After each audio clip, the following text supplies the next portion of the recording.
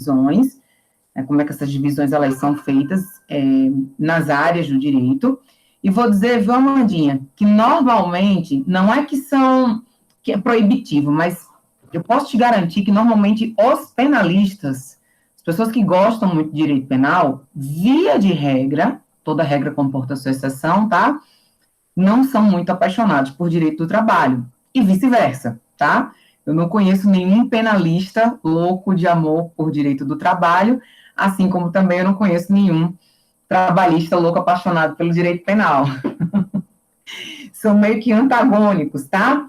Quem são as pessoas que normalmente gostam do direito do trabalho? São os civilistas, são as pessoas que gostam do direito civil, porque, Amandinha, eu não posso me furtar de dizer a você que o direito do trabalho é uma relação contratual. Só que é uma relação contratual entre pessoas, entre partes que estão em pé de desigualdade. O direito civil, ele analisa, tá, toda a questão do contrato, quando ele olha para as partes, olha para os componentes desse contrato, ele analisa como pessoas que estão em pé de igualdade. Então, se a gente tivesse uma balança para o direito civil, Amanda, essa balança ela seria ajustada, né? Quem está no polo ativo está em pé de igualdade com quem está no polo passivo. E ali a gente só teria a lei para regular o que ficou delimitado no próprio contrato, porque um contrato, você vai aprender em direito civil, nada mais é do que um acordo de vontade entre as partes, e o acordo de vontade entre as partes, ele faz lei, tá? No universo civilista, é assim que funciona. Mas elas estão em pé de igualdade. Para a área trabalhista, Mandinha, essa realidade ela é um pouco distinta, certo? Porque as partes, elas não estão em pé de igualdade, elas estão em pé de desigualdade mesmo. Por isso que você já deve ter ouvido falar, algumas vezes, que o direito do trabalho é um direito protecionista do empregado, né? Você já deve ter ouvido falar nisso, sobre isso, mesmo estando no primeiro semestre, é algo que a gente escuta, que vê nas reportagens, que lê, né? Nas divulgações, enfim. Então, é uma balança desajustada, sim, porque as partes não estão em pé de igualdade. Simplesmente porque, viu, Amandinha, o empregador, o detentor, tá, da relação de emprego, porque é ele que abre o emprego, é ele que abre a vaga, é ele que vai administrar, ele possui uma característica que se chama poder diretivo ou poder de direção. Então, quem tem o poder de dirigir a relação de emprego, Amanda, é o empregador. Então, perceba, ele já parte nessa situação de uma condição diferenciada em relação a quem precisa deste emprego, percebe? Então, lá, o empregador, ele é o dono da relação de emprego, é lógico que ele tem que fazer, cumprir o que a lei preconiza, mas a gente não pode dizer que ele está em pé de igualdade com o empregado, porque o empregado, ele está ali recebendo essas ordens, as ordens emanadas de quem possui o poder de direção, de quem possui o poder diretivo, percebeu? Então, por isso que eles estão em pé de igualdade. E o que o legislador fez para trazer um pouco de isonomia para esta relação? Porque já que a gente não tem igualdade, a gente precisa se valer, Amandinha, da questão da isonomia. Isonomia são pessoas diferentes, pessoas, partes que são distintas, que não estão ali no mesmo grupo, que precisam receber uma proteção legal para se encontrar numa condição mais próxima ali da igualdade. A isonomia, ela confere igualdade às partes que se encontram naquele momento, impede desigualdade, tá certo? Então, é uma relação que traz proteção para quem é fragilizado, para quem se encontra numa espécie de vulnerabilidade na relação, e essa é a realidade do nosso direito do trabalho. Não é uma exclusividade no ordenamento jurídico brasileiro do direito do trabalho. A relação de consumo também é assim. Se você prestar atenção, quando a gente está diante de uma relação consumerista, quem é o protegido da relação? É a parte vulnerável, né? É a parte fragilizada, que é o consumidor. E por que o consumidor ele fica em pé de desigualdade? Porque, de novo, ali quem dita as regras, via de regra, é o fornecedor. É o fornecedor que vai dizer, ele que fornece o produto, ele que fornece o serviço. Então, via de regra, o consumidor ele está ali numa relação onde ele precisa ser protegido, porque senão o fornecedor ele vai fazer o que ele quiser da vida, né? Ele vai ditar ali as regrinhas do jogo, usando a lei sempre a seu favor, mas numa relação que ele pode sim gerar um certo desrespeito, uma certa lacuna no cumprimento desses direitos, tá? Então, nós temos algumas áreas que são assim, o direito do idoso também trata o idoso como parte fragilizada na relação, então ele tem uma proteção maior. Direito da criança e do adolescente. Quando a gente fala em Lei Maria da Penha, a questão da violência doméstica também. Então, vejam, o direito do trabalho, ele fica muito próximo dessas relações que eu estou mencionando para você, porque é o que abarca, o que nos apresenta ali essa questão dos direitos sociais. Tá bom, Amanda? Entendido isso aí? Eu estou te falando isso porque eu vou começar a falar especificamente sobre as nossas peças, como que nossas questões são feitas para a segunda fase, e você vai perceber que existe essa questão protecionista do trabalhador, tá bom? Meus amores, o que eu sempre falo para os meus alunos, uma relação de emprego, ela é uma relação de trabalho, mas nem toda relação de trabalho é necessariamente uma relação de emprego. Vamos desenhar isso em mente, então? Vou falar um pouco sobre isso para a gente entrar no mérito das peças que podem cair no exame da ordem, né? Alguns já estão mais próximos de fazer, outros não, mas não tem problema, a gente fala de maneira geral para alcançar todos os públicos, tá? Gente, quem tiver dúvida, por gentileza, pode se manifestar, seja por meio do chat, seja por meio do... seja por meio do chat, seja por meio do áudio, tá? Fiquem à vontade. Beleza? Quem quiser ligar a câmera também, quando for falar, não tem problema nenhum, não, que aí a tia Bruna se sente menos isolada. Vamos lá. Meus amores, olha só. Isso o Eliezer já sabe, porque eu acho que ele assistiu minha primeira aula, né, Eliezer? Eu já falei isso em aula, eu sempre falo, eu começo a aula de Direito do Trabalho sempre explicando isso para os meus alunos. Vamos lá, já que não tem quadro, eu vou fazer um desenho aqui. Não sou boa nisso não, viu, pessoal? Na verdade, é como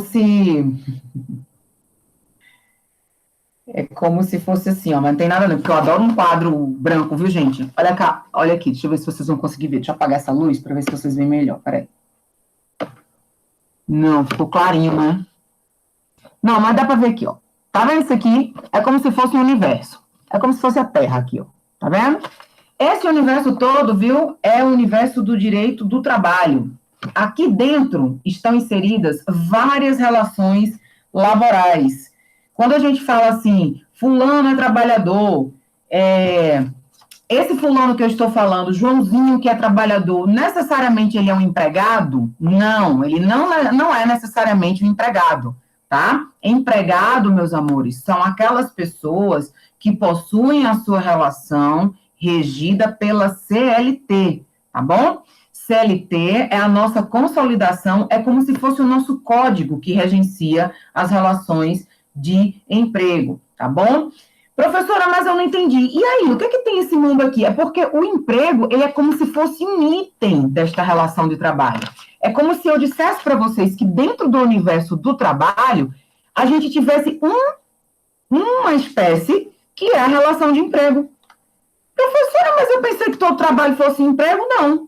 Eu posso dizer para vocês que todo emprego é um tipo de trabalho, mas que nem todo trabalho necessariamente é uma relação de emprego. Percebam, a gente tem as modalidades do autônomo, a gente tem as modalidades, né, dentro do mundo do universo dos autônomos, existem vários tipos de autônomo. Eles são trabalhadores? Eles são trabalhadores. Mas eles são empregados? Não, eles não são empregados. Porque se ele é autônomo, ele não pode ter a relação regenciada pela CLT. Professora, e o que é uma relação regenciada pela CLT? Uma relação regenciada pela CLT é uma relação que o contrato, ele é feito por meio da assinatura de carteira de trabalho. Então, todo mundo deve conhecer a famosa azulzinha, que é aquela nossa carteira de trabalho, e que ali vai se constar todo o histórico referente à relação de emprego. Um autônomo, ele não tem carteira de trabalho assinada, certo? Porque ele é autônomo. Quando a gente pensa no estagiário, a gente não pode falar assim, porque o estagiário ele não é um trabalhador. Erro. Estagiário é trabalhador, tá? Ele não é um empregado. É diferente. Por quê? Porque toda relação de emprego é regenciada pela CLT. Sendo regenciada pela CLT, essa pessoa possui carteira de trabalho assinada. Perceberam? Quando a gente falar, por exemplo, dos terceirizados, os terceirizados, via de regra, vão ter carteira de trabalho assinada com quem é o tomador de serviço deles, tá certo? Mas eles não têm uma relação de emprego com quem contratou eles, melhor dizendo, né? Eles não têm uma relação direta com quem é o tomador de serviço. Pode ser a administração pública, e essa pessoa é empregada da administração pública? Não, ele é empregado de uma empresa terceirizada.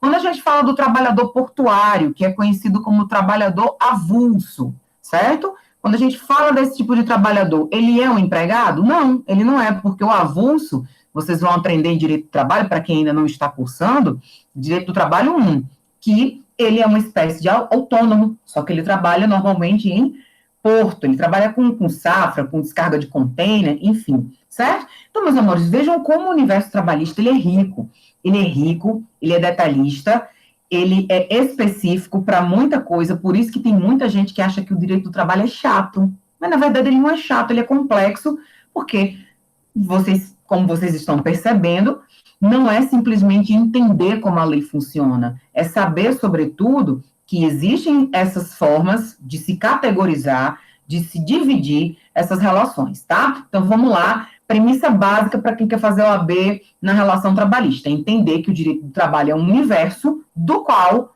a relação de emprego faz parte.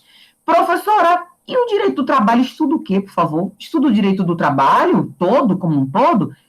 E sim, ele estuda principalmente no direito do trabalho 1, que é o primeiro módulo, né, de estudo de vocês. Mas ele se aprofunda nas relações de emprego, tá?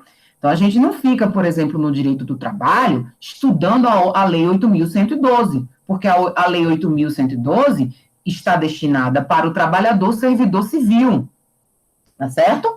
Então, quem estuda isso é o direito administrativo, não é o direito do trabalho, tá?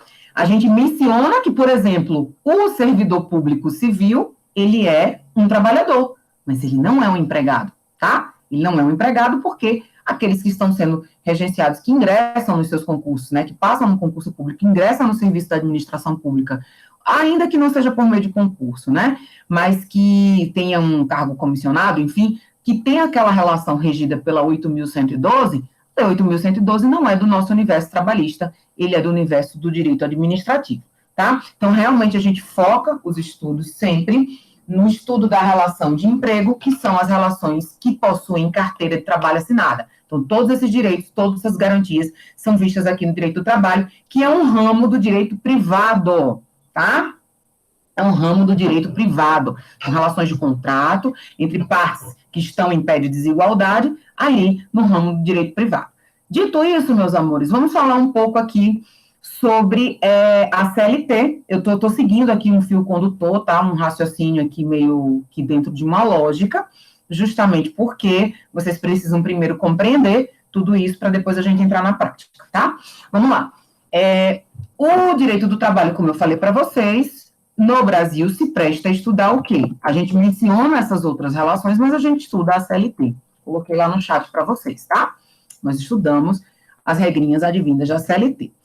Por que muita gente, quando chega no direito do trabalho 1, fica pancado das ideias? Fala assim, meu Deus do céu, não estou entendendo nada, que coisa chata, estou perdido. Primeiro, porque não sabe fazer essa diferenciação entre relação de trabalho e relação de emprego, tá? Ok. Depois, porque fica achando que a CLT é um texto codificado. As pessoas passam a olhar a CLT como se ela fosse um código trabalhista. E eu preciso dizer para vocês, até mesmo para quem já cursou Direito do Trabalho, que já deve saber, mas por vezes não lembra, que a CLT é uma consolidação. A CLT ela não é um código como o Código Civil, né? Não é um código como o Código Penal, o Código de Processo, tá? A CLT é uma consolidação. Percebam, uma consolidação tem o que de diferente em relação a um código? Uma consolidação possui de diferença simplesmente o fato da formulação desta lei se dar de maneira diferenciada. A gente não segue um ritmo como segue no Código Civil. Vocês estudam no Direito Civil 1, vão estudar o iniciozinho do Código. Vocês estudam no Direito Civil 2, vai continuar com fato, com ato jurídico. 3, obrigações. 4, contratos. 5, direitos reais. 6, direito de família. 7, direito das sucessões. Você segue uma linha de raciocínio. Quando vocês estão estudando direito do trabalho, Vocês começam estudando ali o iniciozinho, tá? Da CLT, mas, via de regra, estaremos passeando lá pelo artigo 58, 72, senta e lá vai fumaça, porque ela não segue um raciocínio codificado. Uma consolidação, seja lá em que país for, é um texto legal que ele não segue uma sequência lógica. Você pode começar a estudar ele do começo e pode começar tendo que mencionar o fim, porque ela é uma espécie de manta de retalhos. Imagina uma manta de retalho costurada, onde ela vai ter vários pedaços de tecido. Todo texto consolidado é assim, e a nossa CLT se dá desta forma. A CLT possui a parte do direito material e possui a parte do direito processual, tá? Não temos um código de processo do trabalho, como acontece com o direito civil. Temos o código da parte material do direito civil e temos o código da parte processual de direito processual civil, certo? A CLT, ela traz as duas informações juntas, só que a parte processual fica um pouco mais para o final da nossa consolidação, tá? Então, assim, às vezes o aluno ele tem um pouco mais de dificuldade, eu fico dizendo que é quase um estudo, assim, né, de caso. Por que muita gente não gosta do direito do trabalho? Por conta disso, porque a gente está acostumado com um ritmo diferenciado dos códigos, e quando a gente se depara com o direito do trabalho, se depara com essa condição, se depara desta forma, como se fosse, de fato, algo mais difícil de ser compreendido, porque a gente começa e depois sai mencionando a metade da CLT, o fim da CLT. Isso só gera um pouco de confusão, mas não que nos afaste desta realidade, tá bom? Vamos lá. Então, dito isso, pessoal, também preciso falar que, antes de entrarmos aqui no ponto específico do exame da ordem, isso tudo para vocês entenderem, que a parte processual do direito do trabalho não supre todas as necessidades processuais, tá? O direito do trabalho, ele usa como fonte subsidiária o processo civil também. Aliás, o processo civil tem influência enorme quando estamos falando de processo, tá?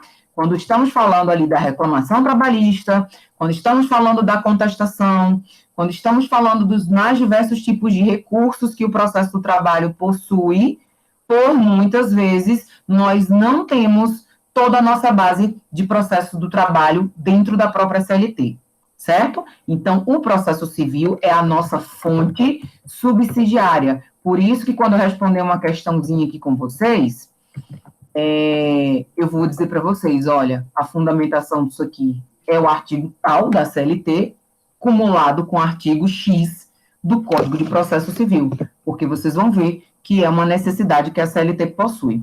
Repito, talvez a CLT ela tenha esta necessidade porque ela não tem, né, o direito do trabalho ele não tem um código específico de processo do trabalho.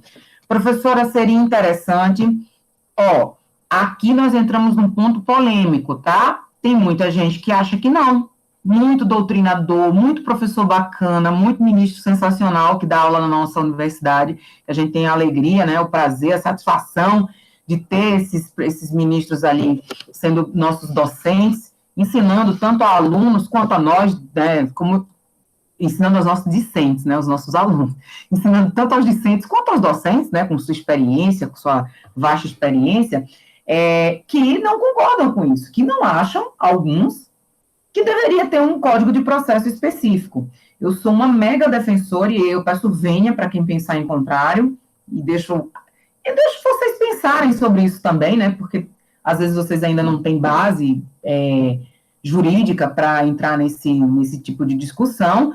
Não sei como é que está o nível de cada um, mas eu sou super a favor, primeiro, da codificação do direito do trabalho, ele virá um código de direito do trabalho, e sou super a favor da codificação do processo do trabalho. Que ele importe conceitos, doutrinas, bases do processo civil, mas que ele tenha o seu próprio código. Por que não? Eu acho que isso até valoriza mais a nossa área, né? O direito do trabalho, por muito tempo, foi visto como uma área extremamente técnica. Tipo assim, direito do trabalho nem faz parte do direito. Eventualmente, estamos em 2021 e ainda escutamos isso. A Amandinha, que ainda está no primeiro semestre, e eu estou pegando o pé da Amanda hoje, mas homenageando você, viu, Amanda? Porque eu adoro aluno assim como você. Interessadíssimo no primeiro semestre, já fica assim emocionada, né? Você está aqui num sábado de manhã, então por isso que hoje a live, não desmerecendo a presença dos outros colegas, mas, assim, precisa, obviamente, ter um destaque para uma aluna, assim, no primeiro semestre de Kerma, já assistindo a live preparatória para a OAB, tá? E aí, meus amores, o que acontece? Nessa toada de se dizer, não pode destruir a CLT, porque a CLT é uma conquista. Veja, eu não estou dizendo que ela vai deixar de existir, eu estou dizendo que ela vai passar por uma transformação, porque isso terminaria valorizando mais essa área, terminaria trazendo um raciocínio mais concatenado, ou seja, mais lógico, dentro de uma roupagem, né? Porque, como eu falei para vocês, consolidação é texto solto que foi compilado num livro só. Então, por isso que a gente fica com aquela história. Está lendo ali o conceito de empresa no artigo 2, mas daqui a pouco eu pulo para o 70 e tanto para falar de adicional para vocês, né? Então, valorizaria. Tiraria um pouco desta premissa, deste viés que foi criado, de que o direito do trabalho é um direito eminentemente técnico. Professora, e por que ele é chamado de técnico? Porque antes dos anos 2000, tá? Nós tínhamos juntas de conciliação e julgamento, e desde a sua criação, nós tínhamos ali uma toada mais voltada para a parte técnica mesmo. Nós tínhamos ali juízes classistas, que nada mais eram do que hoje nós chamamos de conciliadores, né? Mediadores, conciliadores. Nós tínhamos dois juízes classistas que não eram juízes de direito, não eram juízes togados. Um representando os empregadores e o outro representando os empregados. E nós tínhamos um juiz togado, um juiz de direito, tá? E, assim, isso trazia um pouco mais a questão técnica, era muito... Vocês vão perceber que a linguagem da própria CLT, ela não é muito juridicizada, porque ela é algo voltada, de fato, para o trabalhador, para o empregado, né? E foi criando esse preconceito no decorrer do tempo. Hoje, esta formulação, viu, pessoal, não existe mais. Tivemos uma emenda constitucional que acabou com as juntas e criou as varas do trabalho. Hoje nós temos 3 instâncias muito bem divididas, sendo a primeira as varas do trabalho, a segunda os TRTs, os Tribunais Regionais do Trabalho, e a terceira, TST, que é Tribunal Superior do Trabalho, tá certo? Casos que versem sobre direito constitucional, ou seja, que estejam baseados lá no artigo 7º da Constituição, ou ainda que seja no artigo 8º, podem ser discutidos no Supremo. Não só podem, como devem, tá? Não só podem, como devem. Porque matéria constitucional é de competência, obviamente, do Supremo Tribunal Federal, tá bom? Da nossa Corte Máxima. Beleza? Tranquilinho? O nosso TST é formado por 27 ministros, dos quais muitos deles são os nossos docentes do IESB, né? Me sinto até honrada de dividir essa disciplina com tanta gente bacana, com tanta gente que, inclusive, me ensina, né? Ministro Augusto César, queridíssimo, ministro Douglas Alencar, amo de paixão, né? E outros ministros que nós temos também do TST na nossa instituição. Tranquilinho? Meus amores, essa introdução toda é primeiro para dar né? Sim, uma refrescada nas ideias, porque por mais que a pessoa já tenha cursado e tudo mais, é bom a gente fazer essas observações. E agora vamos entrar propriamente falando na questão ali da OAB, tá? Vamos falar um pouquinho sobre a OAB? Eu digo que para quem não tem problema de estudar direito do trabalho, se a pessoa assim, eu me sinto confortável para estudar direito do trabalho, façam a segunda fase em direito do trabalho. Exceto se você realmente for muito apaixonado por direito penal, se você já tiver uma experiência assim, incrível com direito penal. Eu fui estagiária, eu fui estagiária de uma vara, eu fui estagiária no escritório, na área criminal, né, na área penal.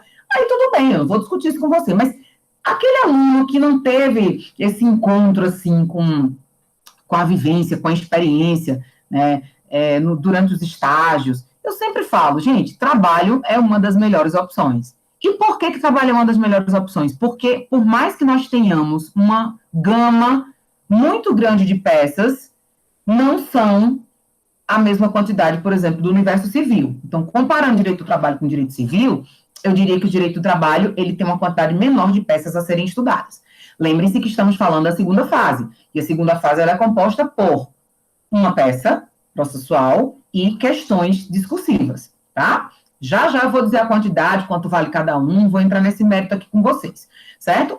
Mas olha, se eu tenho uma gama muito grande, um leque muito grande de peças para estudar para uma segunda fase, a não ser que eu tenha muita experiência naquilo ali, que durante a faculdade eu tenha tido a oportunidade de ter trabalhado nessas áreas E aí eu vou me sentir mais segura. Mas, do contrário, pessoal, se você não teve essa experiência, eu digo sempre, e você não tem problema em estudar direito do trabalho, por que não?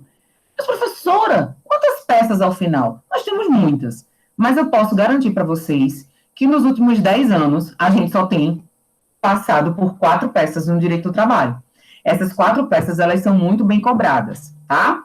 Das quais 2 se destacam, 2 são cobradas com uma maior frequência, tá? Quais são essas peças? Vou falar um pouco das 4 e vou dizer as que caem mais com uma incidência maior, tá? Primeira peça, reclamação trabalhista, é a famosa RT. No direito do trabalho tem muita sigla, tá, gente? Então, nós temos a RT. E o que é a RT? O que é a reclamação? É a inicial do processo do trabalho.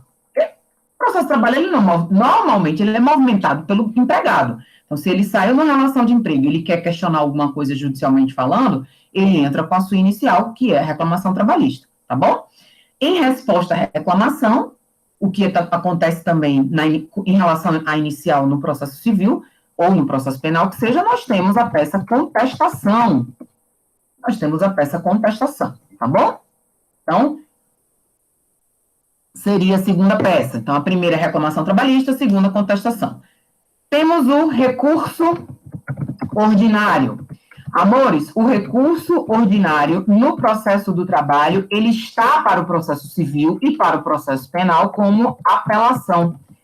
Eu não estou dizendo para vocês que vocês podem chamar recurso ordinário de apelação, não, tá? Eu estou falando para vocês que ele está para o processo do trabalho equivalente à apelação no processo civil e no processo penal, tá? Já estou fazendo uma comparaçãozinha aqui do que seria isso.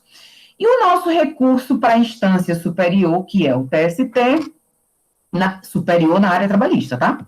É o recurso de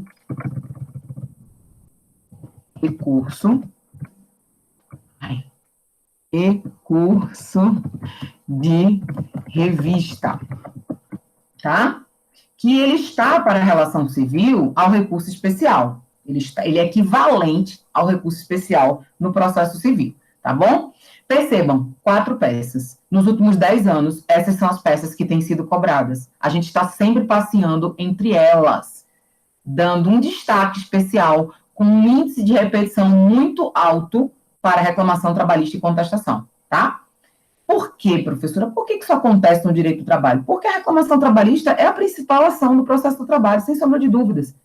Nada nasce no processo do trabalho se não for por uma indagação do trabalhador, do empregado que está ingressando ali com a ação para questionar os seus direitos. Então, a reclamação trabalhista, inclusive, por incrível que pareça, é a peça mais chatinha de se fazer. E vou dizer por quê. Porque a reclamação trabalhista é uma peça que exige de quem está fazendo um conhecimento muito vasto dos direitos do trabalhador, dos direitos do empregado, tá? Você só entra... Como é que eu vou entrar com a reclamação trabalhista se eu não sei se o empregado tem direito aos adicionais noturno, de férias, insalubridade, periculosidade, se ele fez hora extra, né? Se ele tem direito a férias vencidas, se, por exemplo, ele teve uma diferença de salário em relação ao colega, precisando de uma equiparação salarial. Então, é a peça mais complexa, sem sombra de dúvidas, porque é você que, lendo o caso que lhe vai ser passado pelo examinador, que vai ter que observar o que ficou em aberto naquela situação. E como o direito do trabalho, ele tem muitos detalhes, como eu falei aqui para vocês, de alguns, né? Se a pessoa recebeu hora extra ou não, se a pessoa fazia jus ao adicional noturno ou não, se a pessoa teve a sua licença desrespeitada, se teve desconto indevido em folha, se ele não recebia o piso salarial.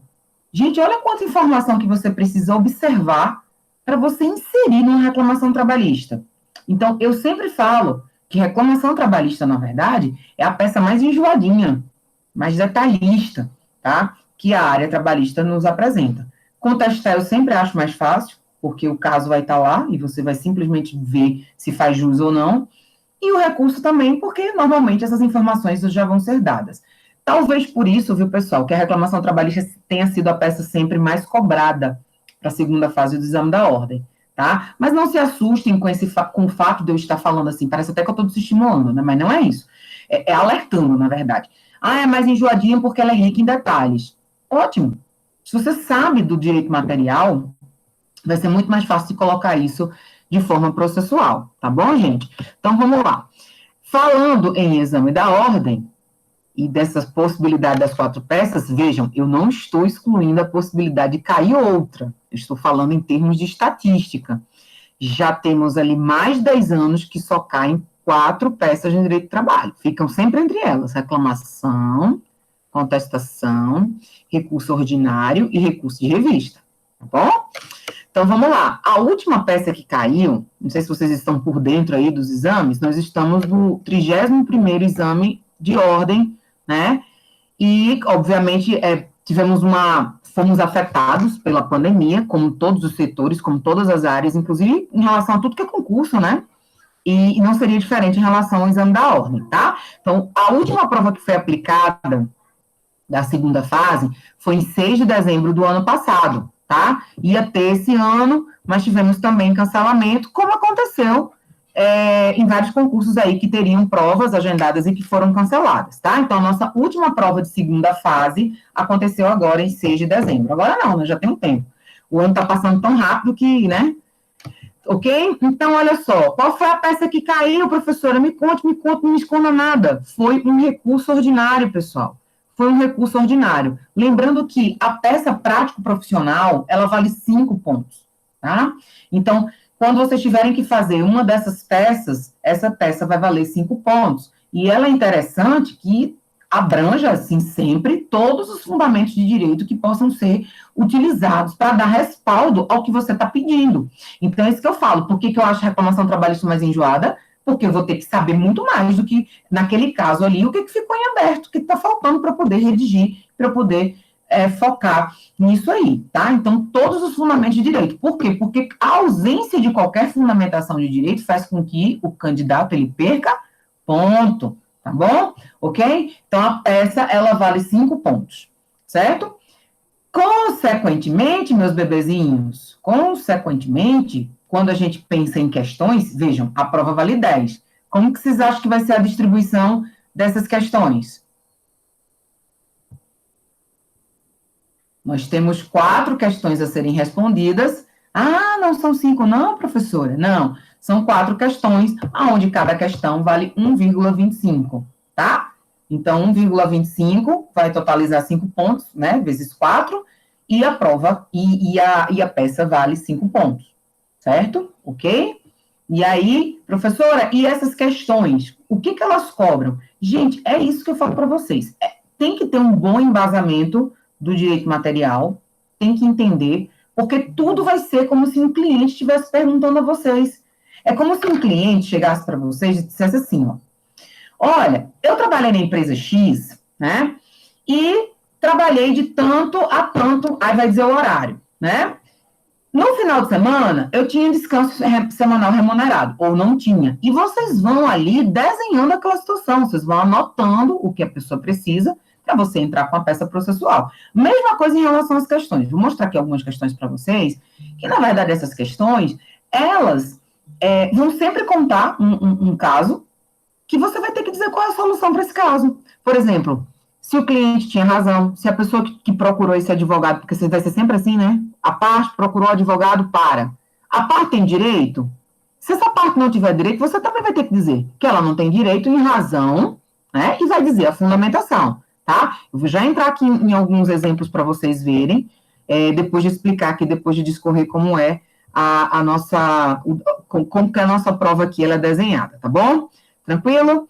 Amores, pontos essenciais que normalmente caem no exame da ordem na segunda fase. Primeiro, são essas 4 peças, a possibilidade de se transitar entre as 4 peças, dando um destaque especial para a reclamação trabalhista, tá?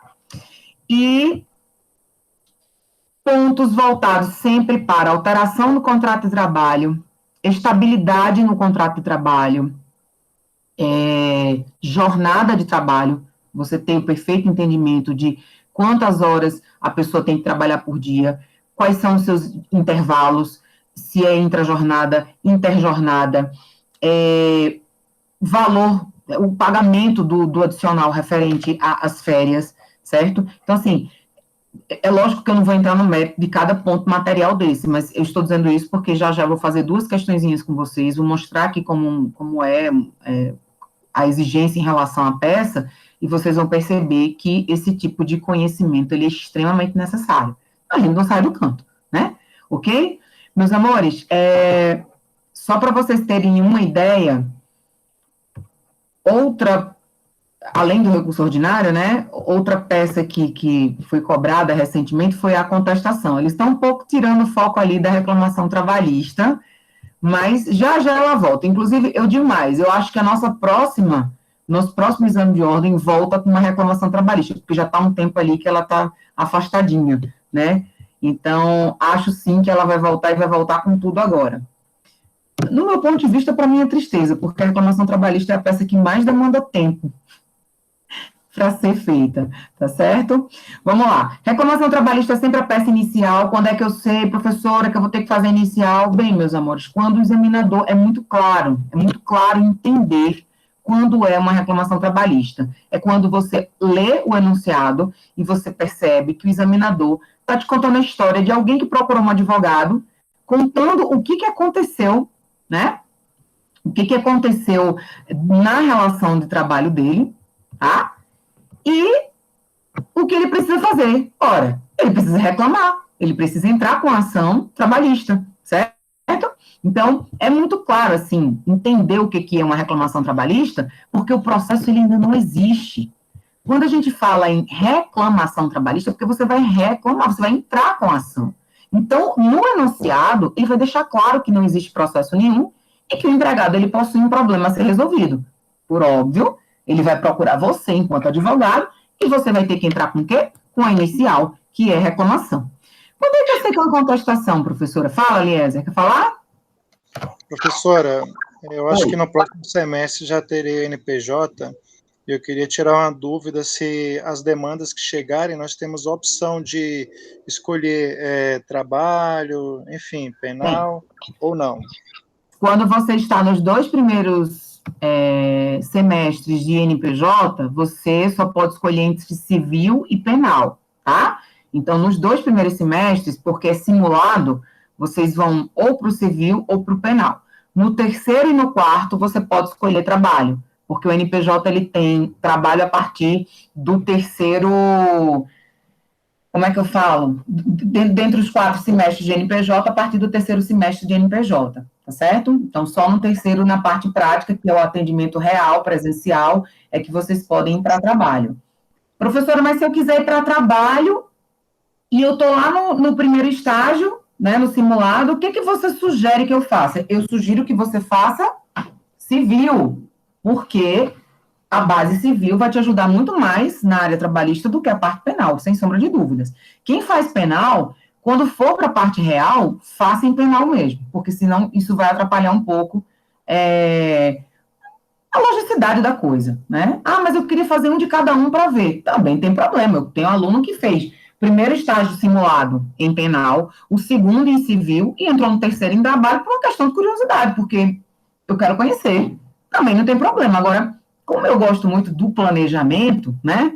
Eu gosto de entender ali para que área realmente eu vou investir nisso, então eu sugiro que seja sempre a parte simulada, que são os 2 primeiros semestres em civil, para entrar, para quem quiser realmente fazer trabalho, entrar com o terceiro em trabalho, tá bom? Tranquilinho? Meus amores, então vamos lá? Então vamos entrar aqui em alguns pontos essenciais, tá? O primeiro passo para se elaborar uma reclamação trabalhista vai ser sempre o endereçamento. Na verdade, quando estamos tratando de qualquer peça, fica aí o pulo do gato, viu? Qualquer peça que vocês vierem a fazer, meus amores, em qualquer área, viu? Tia Bruna está, inclusive, falando do penal. Vamos lá. É o endereçamento. E o que é o endereçamento? É para quem que você vai distribuir a ação. A gente não pode distribuir a ação por endereço errado, para a localidade errada. Então, no processo do trabalho, quando estamos em reclamação trabalhista, sempre observamos o quê? Sempre observamos aonde foi o local da prestação de serviço. porque para o processo do trabalho é o primeiro ponto que tem que ser visto ali, tá? Então, a Eliezer trabalhou na minha empresa e ele não ficou satisfeito com a rescisão, acha que, né, vários erros aconteceram nessa relação, porque ele fez hora extra que não foi remunerado, porque ele teve férias que ele não usufruiu, porque ele fazia adicional noturno, mas não recebia, e Eliezer vai procurar os seus direitos, obviamente, na Justiça do Trabalho. Vejam só, além de, obviamente, na peça constar isso, lá no comecinho, a gente precisa se preocupar com para quem que vai endereçar, certo? Então, vamos lá. Para quem que eu vou endereçar? Eu vou endereçar para o juiz de uma vara cível? Não posso fazer isso. A Justiça do Trabalho é uma justiça especializada. Então, obviamente, eu vou primeiro observar qual foi a localidade que Eliezer trabalhou para mim, tá? Então, se ele trabalhou aqui em Brasília, vai ser para um dos juízes aqui, obviamente, de Brasília, tá? Se ele trabalhou lá na região de Taguatinga, a gente distribui isso por Taguatinga. E se a minha empresa... Oi. De preferência, em Taguatinga, por magistrado Osvani, na terceira vara do trabalho, que ele é amigo, ele já ia entender o caso. Olha, gente, deixa eu contar, toda inicial vai por distribuição legal, tá? Então, quando você distribui, lá no endereçamento, você vai colocar para uma das varas. Isso é no direito do trabalho, isso é no direito civil, isso é no processo penal, porque a gente não tem como dizer aí, ó, brincadeirinho do Eliezer, que ele quer a terceira vara de Taguatinga, porque tem amigo, nem pode, né, amigo? Que é suspeito, não pode ter suspensão nem impedimento. Mas, na remota hipótese de se poder escolher, que não pode, né, isso não existiria. Por quê? Porque a reclamação trabalhista, ela precisa ser distribuída de forma legal. É uma das varas do trabalho de Brasília. Outra coisa, na área trabalhista a gente não usa a expressão comarca, tá? Na área trabalhista, o que usaria no direito, né, no processo civil? Nós trabalhamos com a distribuição, tá? Para a circunscrição de Brasília. Ou vocês podem colocar direto de Brasília. No caso de Taguatinga, vai ser de Taguatinga. Taguatinga abrange ali Taguatinga, Samambaia, prestação de serviço, Taguatinga, Samambaia e Ceilândia. Claro que se vocês estiverem fazendo prova da OAB, pessoal, ninguém vai exigir isso de vocês, não, tá? Vai exigir, no caso, que seja da localidade trabalhada, que vai ser Brasília, tá? Se eu tenho uma empresa que é no entorno, eu posso protocolar aqui? Não. Se a prestação de serviço foi no entorno, é lá. Ah, professora, mas o endereço da pessoa, por exemplo, eu estou falando de entorno, eu estou falando de, sei lá, Valparaíso de Goiás, mas a pessoa morava, por exemplo, no Gama, né? Morava no Gama, ou morava em Santa Maria. Não pode ser naquela região? Não pode, porque a gente não considera no processo do trabalho, tá, pessoal? Isso é bem diferente, isso é bem peculiar. A gente não considera o endereço do empregado, a gente considera o endereço da prestação de serviço, tá bom? Então, por mais que ele more em Santa Maria, que ele more no Gama e preste o serviço em Valparaíso de Goiás, essa circunscrição já não vai ser aqui no DF, vai ser no estado de Goiás, tá? Então, a primeira dica na hora de fazer o endereçamento da peça, vocês endereçarem de maneira correta.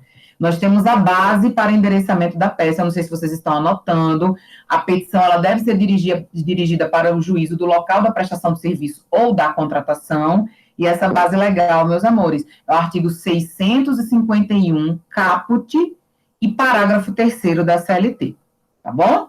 Então, artigo 651, caput, e parágrafo 3º da CLT. É ele que nos diz para onde vamos dirigir essa petição. Então, sempre o juízo do local da prestação de serviço.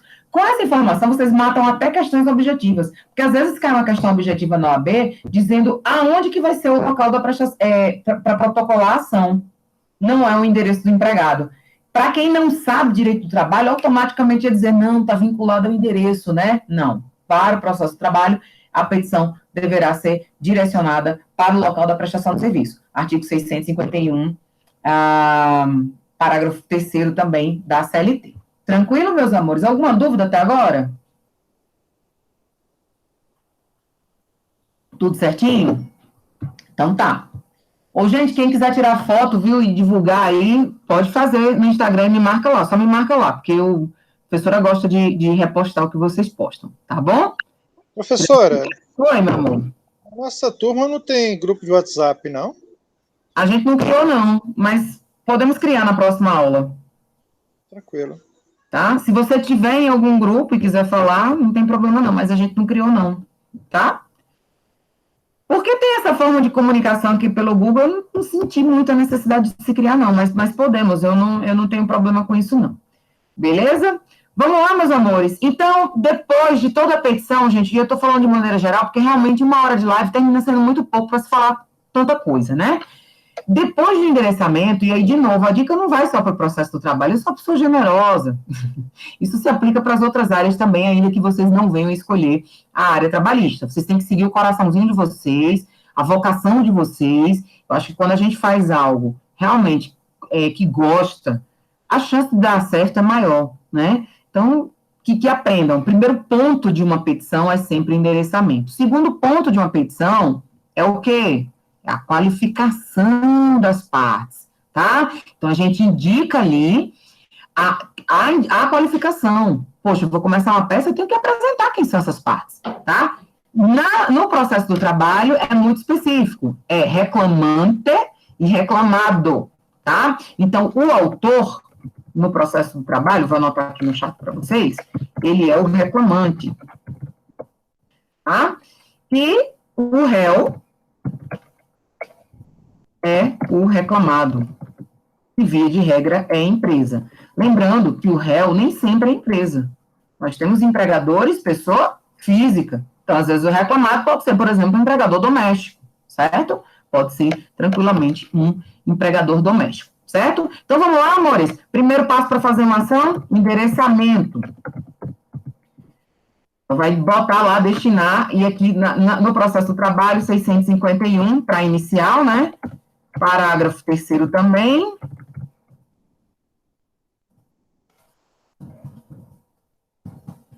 CLT, tá? Depois, nós temos a qualificação. Então, depois do endereçamento, nós temos a qualificação das partes. Lembrando que no processo de trabalho, independente da ação que vocês estiverem fazendo, a gente vai chamar o autor de reclamante e o réu de reclamado, tá? Vamos lá? Outro ponto aqui importante, fundamentação da peça, meus amores. Por quê? Porque quando a gente qualifica, que a gente diz assim, o nome do reclamante, e a gente qualifica de maneira completa, tá? Nome completo, endereço completo, tá? Que vem por intermédio de seu advogado, tá? E aí a gente sempre coloca aqui adiante assinado, porque o advogado ele assina ao final.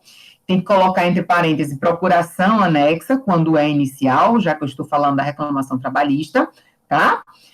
Com fundamentação, com fulcro, baseado no artigo, tá? Aqui no caso da reclamação trabalhista, 840, certo? Aí vai depender se é uma reclamação que vai seguir o rito ordinário, que aí é realmente, isso é algo muito processual que vocês vão aprender mais à frente, porque pelo que eu vejo aqui não existem pessoas, né, que estão se formando, então não dá para eu entrar nesse método, porque aí eu dificultaria a vida de vocês, certo? Com fulcro no artigo 840, propor reclamação trabalhista. E aí a gente vai qualificar agora a parte contrária, a parte ré, que é o reclamado. Então é sempre assim, nome do reclamado, com toda a sua qualificação, lembrando que qualificação é nome completo, endereço completo, vem por intermédio de, né, seu advogado ou sua advogada. A gente não flexiona o gênero, tá, pessoal? Quando tá fazendo prova da OAB, normalmente a gente coloca advogado, parêntese advogada, tá? Com fundamentação no artigo tal, aí vai dizer qual é a fundamentação que você está olhando, propor reclamação trabalhista em nome de, em face de, e sempre colocar a outra parte lá, certo? Ok, meus amores? E aí a gente vai entrar realmente ou nas preliminares, porque processualmente falando, nós temos preliminares, certo? Ou a gente entra nas preliminares, os assuntos, as matérias que precisam ser discutidos preliminarmente, ou a gente entra no mérito. Nem toda reclamação trabalhista tem assunto preliminar. Para a gente saber o que são as preliminares, a gente precisa entender do processo do trabalho. Então, eu só estou colocando assim de maneira genérica para vocês, primeiro, em razão do tempo. Se fosse entrar em preliminar e mérito do processo, obviamente que a gente passaria aqui tranquilamente uma manhã falando sobre isso, tá? Então, assim, quando eu termino de fazer o endereçamento e a qualificação, eu entro, de fato, na minha fundamentação. E aí eu tenho matérias que podem ser preliminares, assim como também eu tenho matérias que podem ser de mérito, tá bom? Vou deixar isso para uma outra oportunidade, já que estamos falando de estruturação. Meus amores, nesta hora, quando a gente vai fazer, se existir preliminar de mérito, eu entro na preliminar de mérito, tá? Depois, no mérito. No mérito, que é o objeto, é o direito ali que está sendo discutido. Isso é o mérito, né? Se a pessoa, por exemplo, ela trabalhou, fez a hora extra e não recebeu. Isso é o mérito, tá? Então, a preliminar, na verdade, é algo que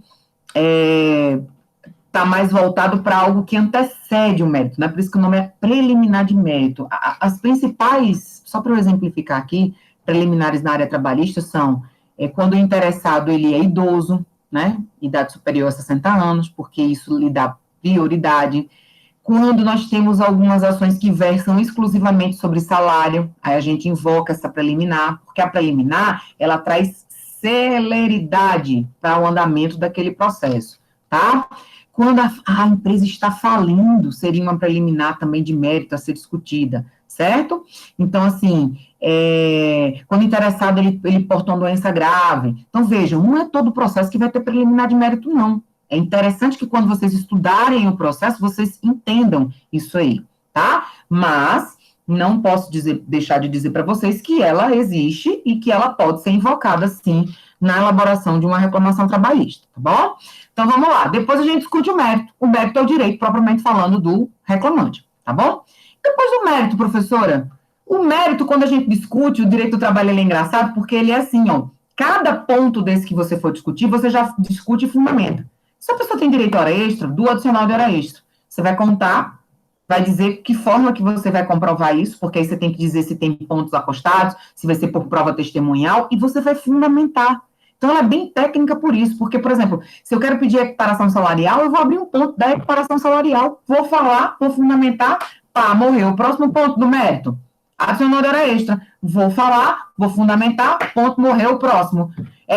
Que mais? Adicional noturno, vou falar, vou fundamentar, vou dizer como vou provar, ponto, morreu, o próximo ponto. E a gente vai discutindo mérito por mérito, tá? Ponto a ponto. No final, nós fazemos os pedidos. Lembrando que no processo do trabalho, os pedidos eles precisam ser elencados um a um. A gente não faz pedido genérico, tá? A gente sempre vai falar o que a gente quer. Que se quer o pagamento das horas extras, que quer a integração de alguma parcela, que quer o pagamento de uma gratificação que foi prometida e não, ou que a pessoa fazia juízo e não foi feito. Tudo isso, além de você falar no mérito, você tem que inserir nos pedidos. Isso é uma particularidade do processo do trabalho, tá? Meus amores, e no final vocês vão datar e assinar. Esse é o coração pulsante de uma reclamação trabalhista, né? Eu não vou poder falar de peça por peça porque a gente não tem tempo para isso. Mas o raciocínio é sempre nesse sentido. Olha lá o que o Juliano colocou. Eles pediram para que vocês, né, quem quiser computar atividade complementar, que é sempre muito interessante, vai ficar disponível aqui esse formulário até 15 minutos após o término da live, tá? Depois disso não vai ser mais aceito, então vocês têm 15 minutinhos agora para preencher esse formulário logo agora no finalzinho da nossa live, tá bom? Gente, quando a gente discute lá as questões voltadas para a parte prática, aquelas questõezinhas que valem 1,25, eu tenho só uma observação para fazer aqui para vocês, tá? Uma observação bem curiosa. Entender qual é o problema que o empregado tem, qual é o problema que está sendo apresentado e mencionar o que está faltando vale mais ponto do que a fundamentação legal. Então, eu sempre falo para os meus alunos, é interessante que você lembre se a pessoa faz jus ou não. Claro que fundamentar, você colocar o artigo da lei e tudo mais, vai te trazer uma pontuação maior. Mas lembrar se a pessoa faz jus ou não, vale mais ponto no exame da ordem do que a própria fundamentação legal. Eu vou dar um exemplo aqui, ó. Num caso aqui que caiu na penúltima prova, que era sobre bancário, tá? duas pessoas trabalhavam num banco, ele era um vigilante terceirizado e ela contratada diretamente pelo banco. E aí falava de escalas, né? Trabalhava 12 por 36, que aí eu também não vou entrar no mérito material disso, certo? E aí, a primeira pergunta é se esses empregados, eles integravam a categoria dos bancários. Vejam, eles eram vigilantes, certo? E a pergunta é, quem trabalha como vigilante, seja para terceirizada, seja para o banco, integra a categoria dos bancários, certo? Bem, não integra, porque bancário é bancário. Bancário é quem trabalha com atividades bancárias. Não é o fato de você trabalhar dentro de um banco, não significa dizer que você é bancário, tá? E o vigilante, meus amores, ele possui uma categoria profissional específica, tá certo? A própria CLT fala dessa categoria lá no artigo 511. Mas olha só, vejam, eu estou dando esse exemplo só para vocês entenderem. A primeira pergunta é, os vigilantes, eles integram a categoria dos bancários? Fundamente sua resposta. Vejam, sabe quanto é que o aluno... Veja, essa questão vale 1,25, né, que eu falei para vocês. Toda questãozinha discursiva vale 1,25. Sabe quanto é que vale o fato de você negar, de você dizer assim, ó, nenhum deles é bancário, certo? Porque vigilante integra a categoria profissional diferenciada. Esta negativa, 0,55, tá? Esta negativa vale 0,55, tá bom? 0,55. E você fundamentar a questão 1/10. Então, assim, o que eu estou querendo dizer para vocês? É muito mais importante vocês lembrarem que a pessoa faz jus ou não, e, obviamente, discorrer dizendo faz jus, vai dizer sim, não, pelo amor de Deus, nós estamos fazendo uma prova discursiva. Nenhum deles é bancário, porque o vigilante integra a categoria profissional diferenciada. 0,55, ou seja, um pouquinho mais de meio ponto. E fundamentar, ai meu Deus, me desesperei, não lembro onde é que tá. Pega a CLT, que segunda fase tem consulta a lei seca, né? Pega a CLT, não sei o que, vai perder tempo, deixa isso para lá, vale 1/10. Claro que 1/10 pode aprovar ou reprovar, mas se eu posso me preocupar em ganhar mais ponto, deixa essa fundamentação para daqui a pouco, se organize nesse sentido. Se eu sei qual é a fundamentação e se eu acho fácil no índice remissivo, ótimo. Se eu não acho, lembre-se de dizer que sim ou que não, de maneira concatenada, com uma forma legalzinha de escrita, tá bom? Então, eu estou mencionando isso, pessoal, para falar que as questões discursivas, é muito importante você saber se a pessoa, sempre vai ter essa pergunta, se a pessoa faz jus ou não, se aquele trabalhador, se aquele empregado faz jus ou não aquele direito. Afirmar ou negar de maneira correta, via de regra, validar mais de meio ponto da questão, que vale 1,25, né? Ok? Tranquilo? E aí 1/10 fica para isso aqui na primeira fase, né, pessoal? Ou na primeira parte da questão, porque toda a questão discursiva, outra coisa importante de se falar aqui, deixa eu copiar e colar essa para vocês entenderem. Toda a questão discursiva, ela tem duas perguntas, tá? Ela é dividida entre A e B. Então, eu vou colocar aqui só para vocês verem. Ela vale 1,25, né, como eu falei para vocês, aí a distribuição se dá dessa forma aqui, ó, dá uma olhada lá no chat, ó. Vai vir um caso e vai vir as perguntas. Essa que eu tô falando para vocês foi a letra A, ó. Empregado citado integra a categoria dos bancários, só em você dizer que não, 5,5, tá? Ó, vale 0,65, tá vendo? 1/10 é pela fundamentação. 5,5 vale para dizer que sim ou que não, 0,65 vale para 1/10, né, complementando 0,65, vale da fundamentação. Aí aqui eu não copiei direito, ó, deixa eu copiar a letra B aqui de novo para vocês, perdão, só para dizer como é que é essa aqui. Essa outra vale 0,6, né, 0,6, porque a questão toda vale 1,25. Então, são 4 questões assim, tá, gente?